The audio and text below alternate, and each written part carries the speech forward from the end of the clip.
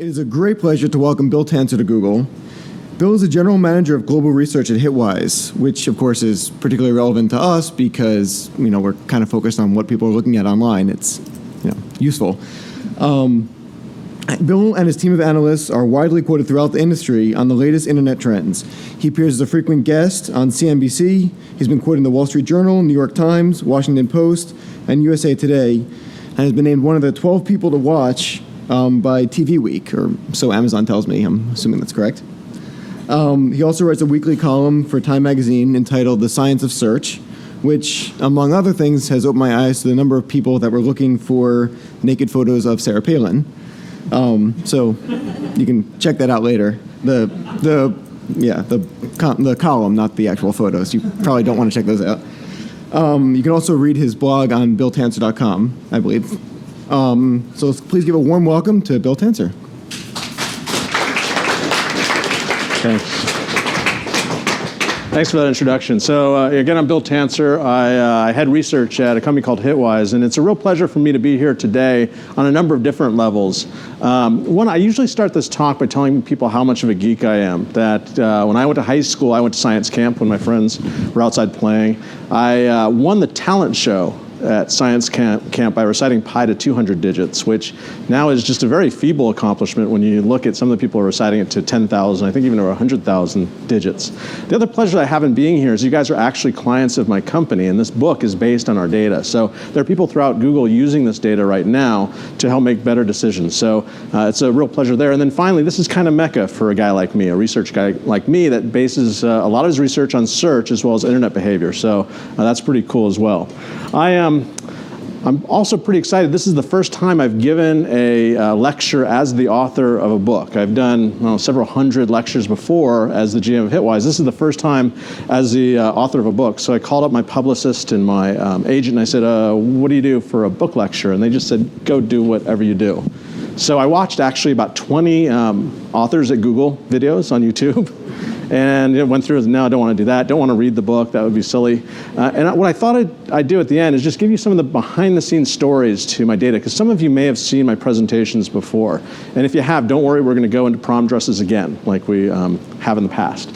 Okay, here's the behind-the-scenes stories. I put this quote up in my presentations for the last 2 years, and no one's ever asked me what this quote means and why I put it up. So I decided I'd explain that to you.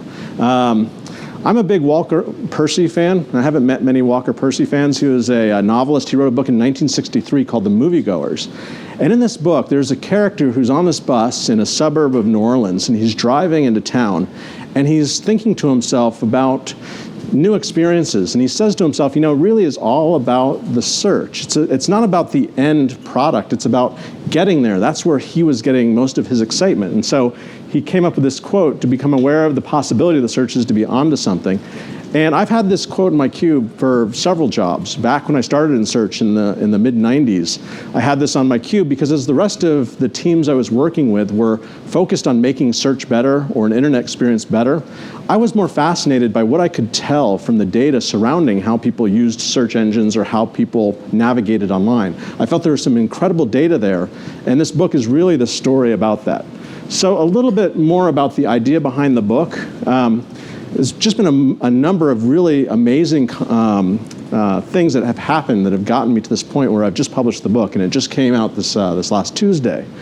I started with a blog. It was the I Love Data blog, and you can still go there. That's where we have all of our Hitwise blogs, and there's a great amount of resources there in terms of how we're applying Hitwise data to everyday situations. But I started that in 2005. And one thing that happened that was kind of the tipping point for me in the blog and how I love data was I put up a chart on searches on bird flu. And when I did that, I got all sorts of responses, but one guy was the editor of Nature magazine responded back and said, I bet if you did a chart that had searches on H5N1, which is the actual virus, versus avian influenza versus bird flu, what you'll probably find is a different kind of pattern. And sure enough, I did. I found like the sequencing of searches that the H5N1 spiked, then the avian influenza spiked, and then the bird flu spiked. And it would happen each time, unless there's some big media event, and then it happened in the reverse. There'd be the bird flu spikes, then the avian influenza spike, then H5N1. And what kind of dawned on me when I put up that blog was this is amazing. The more I share this data, the more feedback I get from people who are really knowledgeable about different areas. And that was really the catalyst behind getting these things going and really putting up more and more content and getting people interested in this. So one thing that I didn't realize is that one of the readers of the blog was the managing editor of Time.com. And he sent me an email one day. It actually showed up in my junk email folder, so I didn't find it for a couple of days. But all it said in the email pretty much, a very short email, it just said, interested in writing a column. And saw this in my email, and I looked at the address, and I showed it to my wife, and she said, probably a practical joke. So I just wrote back, sure, and hit return. And sure enough, he calls me a couple of days later, and now he's asked me to write a column for, an online column for Time magazine. First thing I did, and this is a true story, is I Googled how to write a magazine column, because I had never written a magazine column. The first thing that came up was this article from Needlepoint magazine on the proper ways to structure a column, and that's how I got my start as a writer, and that led to the book, which, as I said, just got published. So let me tell you first a little bit about the data. Again, you guys are clients of ours, so there are people within Google using this data today. We call ourselves an online competitive intelligence service, and we monitor the largest sample of internet users in the world, about 25 million worldwide and 10 million specific to the US. Now, the way we do this is we have agreements with ISPs as our primary methodology. So in the US, about 7.5 of our 10 million sample comes with relationships, or from relationships we have with ISPs. What we do is we install software in the ISP's networks that anonymizes and aggregates the data. We're not interested in tracking individuals, we just want to see aggregate trends. So it anonymizes and aggregates the data and then dumps it to our database, where we can then slice and dice it. So we're essentially seeing HTTP requests that are coming across the ISP's servers, but then all anonymized and aggregated. What that gives us is an incredible amount of information when you're tracking such a large sample. So information on about 1 million different websites. We put them into 172 different industry categories, and we report by the category and down to the site on a monthly, weekly, and even daily basis. We also can parse out search terms, so we can do a lot of reporting on search terms, and you'll see that in this presentation. So the company's around since 1997. It was actually founded in Australia, but now it's headquartered in the US here in New York. And we also have operations in the UK, Australia still, Hong Kong, Singapore, and New Zealand, and about 1,400 clients worldwide. So the first topic I want to talk to you about, just an example of the kind of data that's in the book. And one of the things that got me most excited about search data was actually prom dresses. Have you guys heard the prom dress story already? Oh, this is cool. No one's heard the prom dress story? The story behind this is some of my account managers I work with, and Rachel here. With's actually account director, and Rachel is account manager for Google. A lot of the account managers keep telling me, Bill, stop talking about prom dresses. We're getting complaints from clients. Every event I go to, I bring up prom dresses. But this is really the genesis of one of the ideas in the book, which is about seasonality. So let me take you through prom dresses. Here's the story.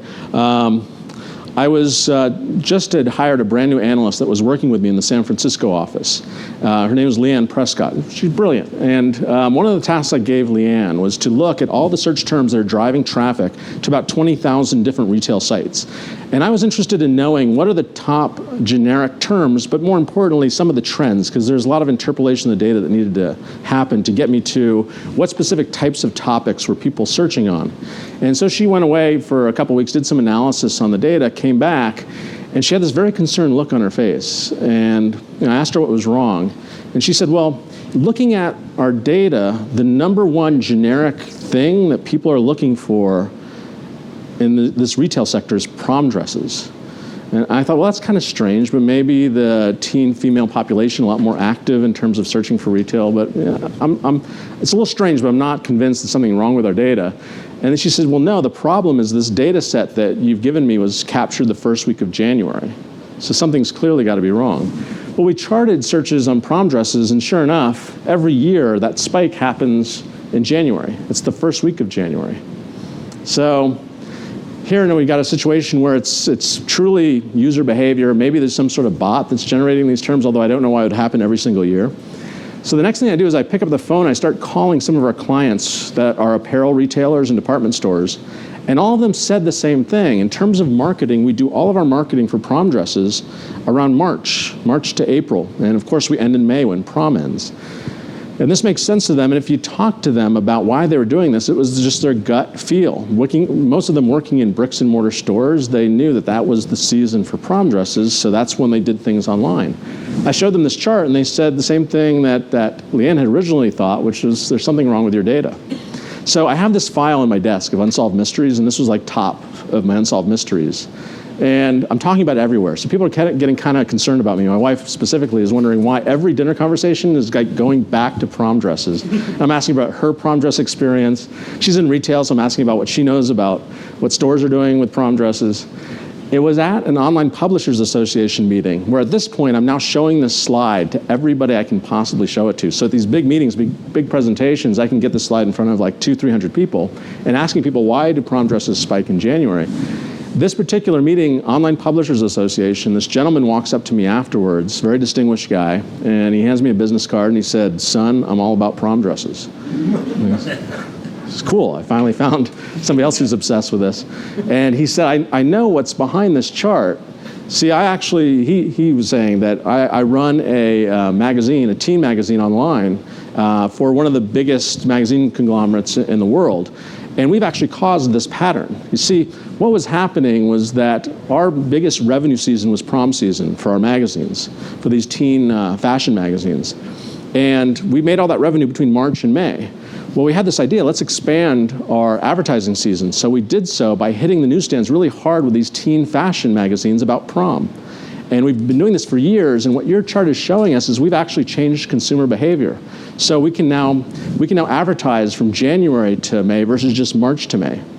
That was really interesting, but what was really fascinating to me behind that was that while the designers apparently knew about this trend, and the magazine knew about this trend, the retailers had no clue about this trend. They were still going off of their old world assumptions, their gut feel. And we showed this to them, they were missing out on the biggest spike in searches on prom dresses. Now, we could actually tell in this data when we got down to it and we dissected it that girls aren't actually buying prom dresses then, they're just trying to gather information about the latest trends. But still, as a retailer, you want to be top of mind for these consumers when they're searching then in January versus in March or later in May. So now with that data, a lot of our clients who are in the space are now backing up their programs to advertise at the appropriate time and really be in front of consumers when they're searching for a specific product. And that was really the start of my whole idea around seasonality and search term data.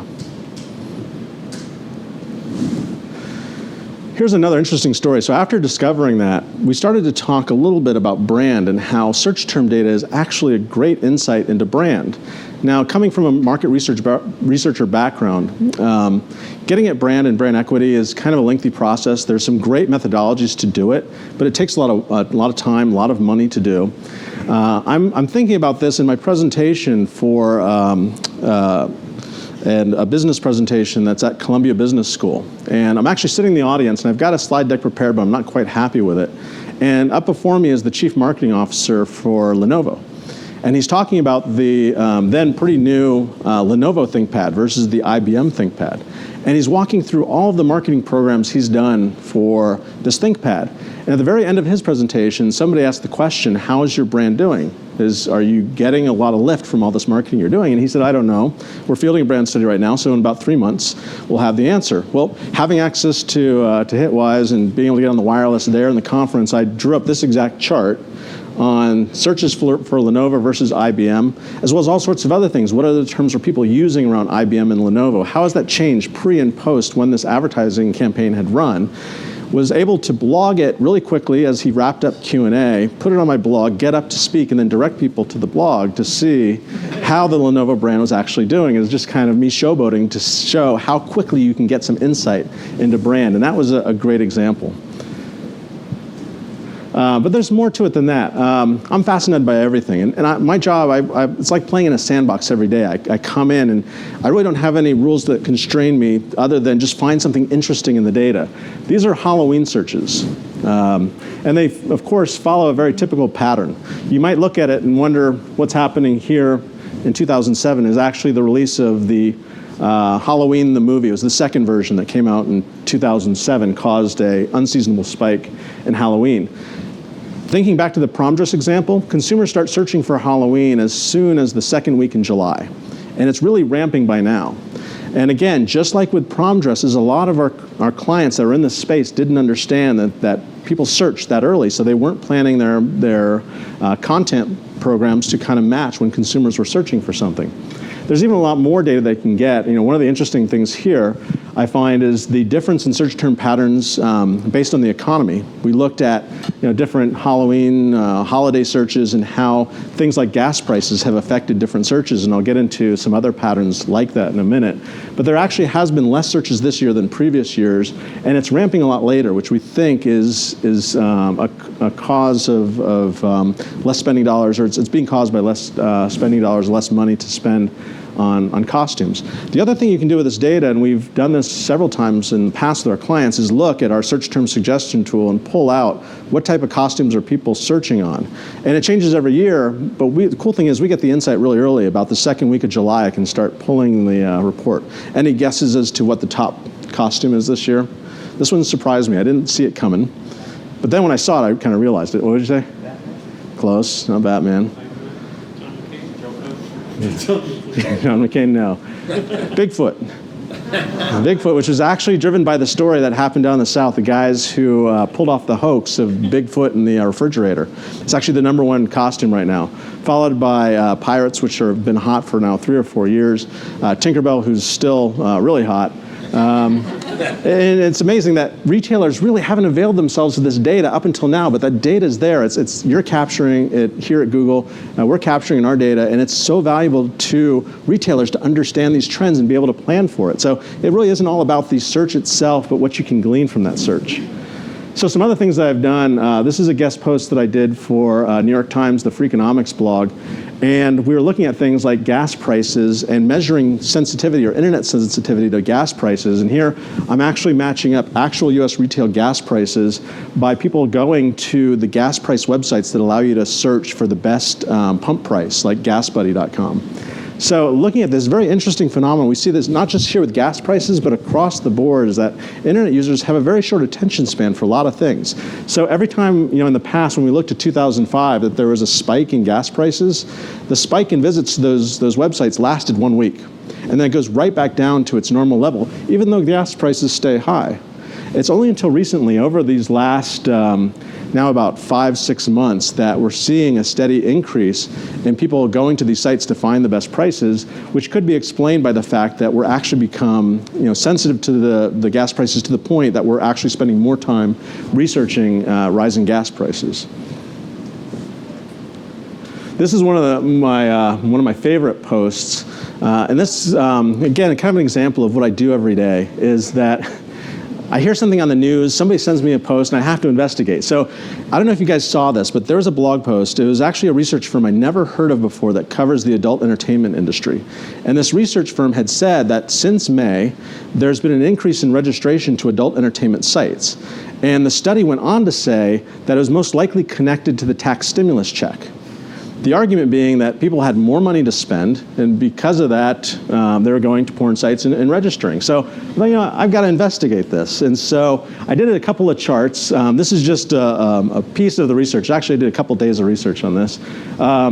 Here's this line here you can sort of see as the inflection point in the data. We found something very interesting. We actually confirmed what this research firm had said, which is that, yes, in fact, there have been an increase in visits to the adult entertainment site. And as the post had also said, or the research firm had also said, summer is typically a slow month for adult entertainment. It actually is. I'm not sure why, but it is.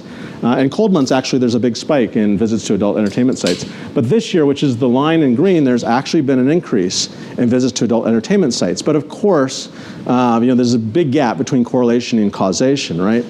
One thing I was able to look at, which still doesn't get us all the way there, but gets us a little bit closer, is we looked at the average income level for visitors to adult entertainment sites, and there's a clear difference pre and post that May inflection point, that a lot of lower income visitors are actually visiting adult entertainment sites that weren't visiting before.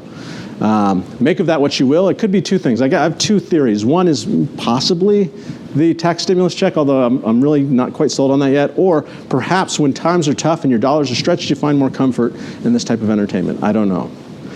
But just an idea of some of the type of research that we do. In fact, one of my chapters, the first Yes, the first chapter in the book is called PPC, which for my purposes stands for Porn, Pills, and Casinos, where we go into things like the adult entertainment industry and gambling online and spam. The reason why I started off with that chapter is that chapter highlights the best that when you're trying to gather data, probably one of the most difficult areas to do traditional research, surveys, would be adult entertainment. Imagine fielding a survey about how many people visit adult entertainment sites. You probably wouldn't have much confidence in the results that you got back. Now, if you swap that and instead look at observed behavior, anonymized observed behavior, you get an actual picture of what's going on. The federal government's relied on some studies where they've said 99% of internet visits are non-adult entertainment related, and they did that based on a survey where they fielded. They called people up and said, do you visit adult sites? And people said, no, I don't visit adult entertainment sites. My data is saying something completely different. In fact, if you want to know the stats, just last week I was checking into this again for some interviews, and the percent is hovering around 10%. That's down from about 17% about 2 years ago. Also some interesting... That's visits. So visits, market share of visits amongst all the websites we track, 10% of all internet visits US to adult entertainment sites, down from 16 to 17%. Busiest day of the week for visits to adult entertainment sites, Friday. The low point for visits for adult entertainment sites, Sunday. And looking past about 3 years worth of data, I only found a couple of instances where Sunday was not the low point of visits to adult entertainment sites. To me, it's just fascinating, mostly for just the delta between what you'd see in research data, traditional market research surveys, versus what you can get when you look at this aggregate internet behavioral data. So let's go one step further. So we looked at things like seasonality and the value you can get from seasonality. I'll tell you the story behind my predictions for reality television shows, and I've actually been pretty successful. Well, I've gotten a few wrong, and I'll admit to them, but how I've predicted reality television shows in the past. So I'm in my hotel room. This was a couple of years ago. This was back when, any Dancing with the Stars fans in here? Not that many. Okay, a couple, all right. I'll try and explain it so you guys will you'll get the gist of this. But I'm in my hotel room. I've got a presentation coming up the next morning, and I'm a procrastinator. I do my presentations about 10 o'clock the night before I present. And this one's a big travel conference in Dallas, about 400 people. I don't have anything done yet. I've got the television on in the background because I work better with just some like noise going on in the background. That's my story, and I'm sticking to it. But it was a Dancing with the Stars finale. And the dancers for the finale were Stacy Keibler, Drew Lachey, and Jerry Rice. So I'm watching this, and at one point in the show, towards the end, the host comes on and he's explaining what the rules are for how they determine who's going to win. And he mentions that a lot of it's a popularity vote. So people can call in, they can go online, and they can vote for their favorite contestant. They can text it.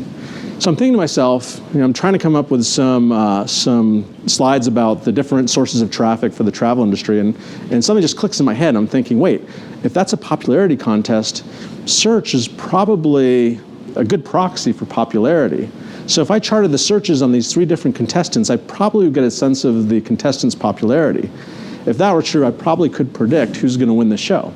So what I did immediately is I went to Wikipedia, I believe, and I looked up who won the previous season. Then I did a search term chart, and I even looked up the eliminations week by week. And the search term data was nailing it almost every single week. So I was getting really excited at this point. I went on the blog, I posted this chart. I called some executives in the company and said, hey, I can predict Dancing with the Stars. So this is the chart I drew. The top line is Stacy Keibler. And for those who don't know her, she's a women wrestler. And then below that in green is Jerry Rice, and then Drew Lachey is in the purple kind of blue color. So based on this, it was like no brainer. Stacy Keibler wins. Those of you that follow Dancing with the Stars knows she came in 3rd. So I was dead wrong on this prediction. So I went back to my office, and one of my analysts was there, and we did a little post-mortem on my prediction. And we do these actually quite often because sometimes I just go off and do things. Actually, I appreciate these lessons, like when I get something wrong, because there's so many interesting nuggets that come out of these analyses. But here's one of the post-mortem slides that we did, or one of the reports we pulled, is we looked to see what people were searching for when they searched for Stacy Keibler. And here's the results. Pics, photos, hot pictures, very close to the Sarah Palin thing, but I'll get to that in a minute. And it went all the way down. And so you can see what's happening here is that if people are searching for Stacy Keibler, they may not be the ballroom dancing voting fans. They might be a different kind of fan. And so just to confirm our feelings, we pulled some of the data from Hitwise. This is actually screenshots from our service.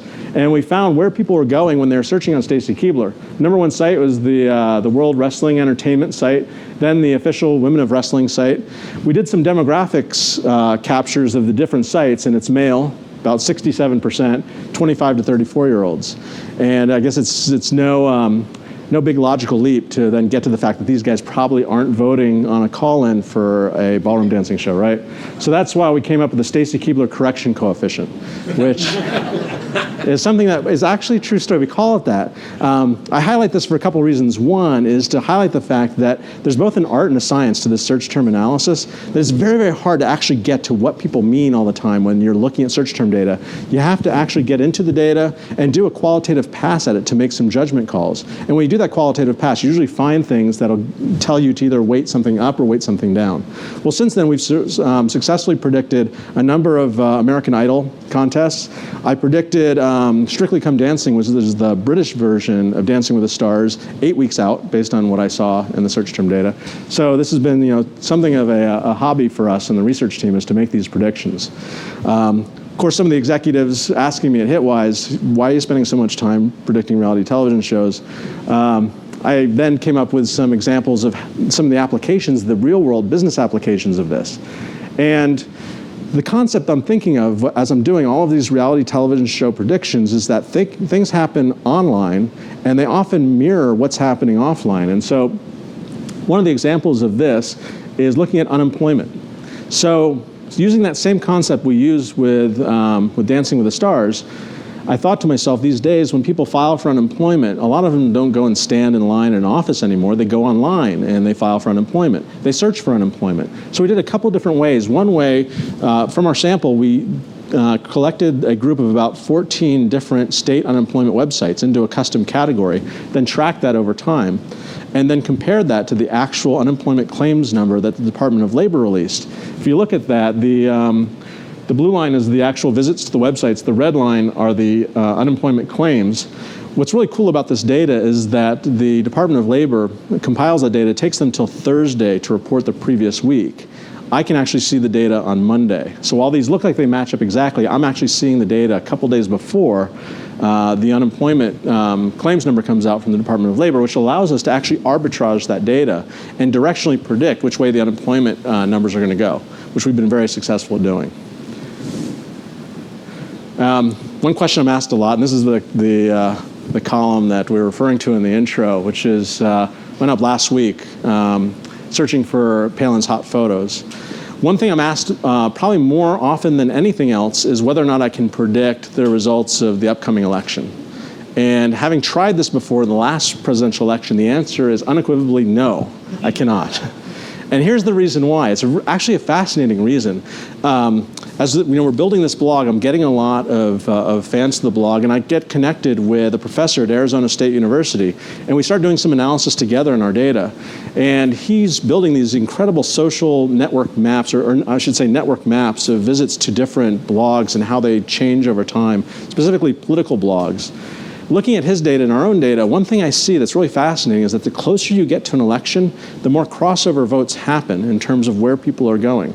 So a lot of conservatives going to liberal sites and liberals going to conservative sites. The reason being, we think, is that people just want to check out the opposing viewpoint as a way of coming up with arguments to support their own side. And the closer you get, the more of that crossover happens. Because of that, you can't use search term data or visits to websites to really predict anything. What you can get, though, is some of the color around what people are searching for. So I was watching on Friday when, this is 2 weeks ago, when McCain had added Palin to the ticket, and right away I knew I had to do a search term suggestion on Palin. This chart that you can see up in the right-hand corner are searches for the different presidential and vice presidential candidates for this election over the last 2 years. That big spike in purple is searches for, I'm sorry, it's kind of that red spike. It's the tallest one is the Sarah Palin spike. And we looked at search term suggestions, and just as I expected, people were actually searching for photos of Sarah Palin as the #1 driver of searches. And this is what we posted to Time.com just a couple of days after she was added to the ticket. And it's just fascinating to me to look at what some of the people are searching for in the different contestants. Another one, if you look at my Time column for the week previous, is called Obama Antichrist. And the impetus behind this is I looked at search term data for Barack Obama, and I'm pretty familiar with the terms. I've been studying them for over a year now. And number 6 of over 3,000 terms in terms of volume of searches was this term Obama Antichrist. So I Googled the term immediately to figure out what people were searching on. And it turns out there's this urban legend that had been circulated mostly by email, we believe, about Obama being the Antichrist.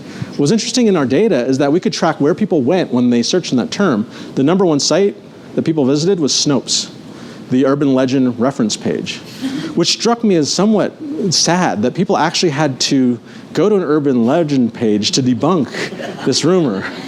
But to save you guys time, if you go to Snopes, they did actually declare it false. So I'll save you the couple of keystrokes necessary to get you there. Now, lastly, I want to talk about some of the exciting things that we're looking into doing with our data. And this takes us all the way back to the Iowa cornfields. One of the chapters in the book is about early adopters. This may take some of you back to your business school classes, if any of you went to business school classes versus engineering classes. It's the diffusion of innovation curve. And the champion of this whole concept was a guy named Ev Rogers, who is a researcher that figured out that we adopt technology in these stages, and there's a sequential adoption that happens from people that we call innovators to early adopters to mainstream or early majority, late majority, and laggards. And one of the first research projects conducted on this happened in the 1930s in an Iowa cornfield. The researcher was looking at these hybrid seeds, and he was really curious as to how long it would take all of these farmers in this community to adopt this new hybrid seed. And what he found was by the time the seed was introduced to when it was adopted by all farmers was a period of about 12 years. And he actually studied it, and he studied who were the ones that used it first. And he found that they were younger farmers, they were risk takers, they were interested in new things. And then he found out who didn't adopt it first, who took a while to adopt it. And he first started to flesh out this diffusion of innovation curve. Well, one of the first times I thought about the diffusion of innovation in relation to internet behavioral data and our data was looking at YouTube. So remember back in the early days of YouTube. Let's take all the way back to October, November 2005. This is the period when YouTube wasn't quite a household name yet. In fact, the SNL clip, the Lazy Sunday clip, which actually was one of the things that really drove the growth of YouTube, hadn't been circulated yet. If you looked in terms of search terms just on YouTube, which is a great brand indicator, just like Lenovo or ThinkPad, no one was searching on the term. So this is before anyone really knew about YouTube. If you look in our system, we can actually identify different psychographic segments that are visiting a site. And we rolled our data back all the way to the big launch of YouTube and looked at who were visiting YouTube. What were the segments that were visiting YouTube in those early days? And what we found as we did that, and when we did the same thing with a bunch of Web 2.0 sites, is that a couple segments kept coming up again and again and again. And we figured out that we were actually seeing part of Ev Rogers' early adoption curve. We were seeing the innovators and early adopters in our data. So over about 20, 25 sites, we identified who they were.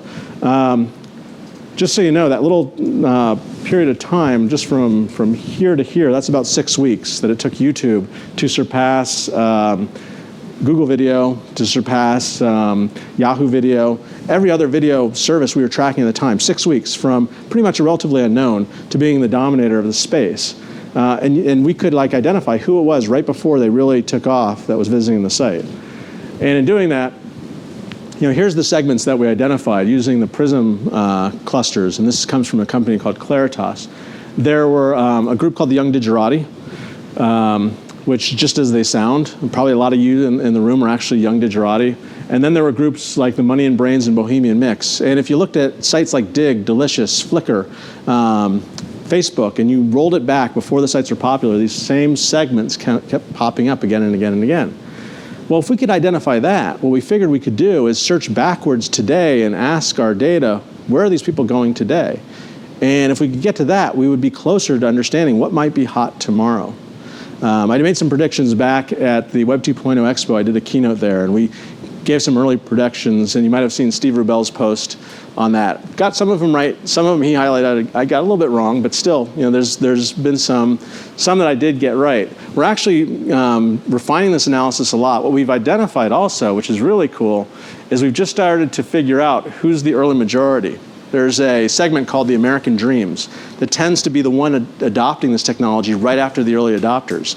So now we can kind of build our algorithm and say, okay, if we see spikes in these three segments, and then we see a spike in the early majority, that gets us even closer to understanding, who these segments are, what the sites are, and if those sites are actually going to break out and be hot. So for an exclusive just for authors at Google, this morning I went through the analysis just to see what I could find. One thing that I can tell you about these segments, when I take the three and I reverse search through the million sites we're tracking to find out what these people are doing today, they continue to experiment with other online services. If there's a new video service out there, they're going to it to check it out. Doesn't mean it's going to be successful, but they are going to it and checking it out. They're also going to social networks, not only the new ones, and this is something quite controversial I wrote just a couple weeks ago in New York Times.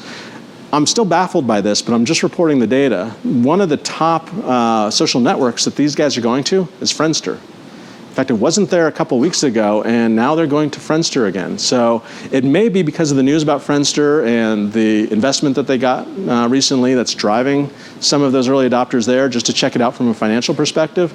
But again, I'm just reporting the data. Some of the other things I see in the data, if I go deep, if I go about 100 and 200 sites deep and look at trends, is that a lot of these early adopters are looking for sites that act kind of as directories of video sites. There's sites like, I think it's called On the Left, which is just video sites that support left-leaning politics versus right-leaning politics. There's all sorts of these niche directory sites, which kind of tells me that these early adopters might be showing a demand for better ways of surfacing the videos they should watch. Perhaps they're just suffering from overload, and they don't want to just go to the most popular. They want someone to provide an editorial level to tell them, here's some videos you should watch. And then other specific trends that I'm seeing is that I'm still seeing this interest in cam-based social networks, or social networks that have links to your video cam. Usually they're dating sites. But they're continuing to show up high. Also personalization, things that allow you to create any type of avatar or personalize your MySpace page, not MySpace so much as to other social networks, or personalize your email with different templates. These guys are going to. Tattoos, totally separate from technology, more so than any other group. These guys are more than any other sites, these guys are going to tattoos more than the other segments. In fact, the one that shocked me, the #1 segment of the early adopters was the money and brains, which is more of like an old money segment. These guys are checking out tattoo sites, which was fascinating. And then the other thing I found really interesting is just within the last couple of months, these guys are going to the hardcore deal sites, the ones like Fat Wallet and Slick Deals, which allow you to find ways of gaming the system and find out who's offering rebates in particular products, the lost leaders in stores that allow you to get the best deal possible when you go shopping. Apparently, these segments are also feeling the effects of the economy. So that's a really quick tour of some of the things that are in the book. If you want to find out more, there's our Hitwise blog, which is ilovedata.com. My time column you can find, it's called The Science of Search. Just go to Time and search on my last name. You'll find the last 50 or so columns. And we also have a blog on abcnews.com where we apply this data to what's happening in the news. So with that, if you'd like, I'll take some questions.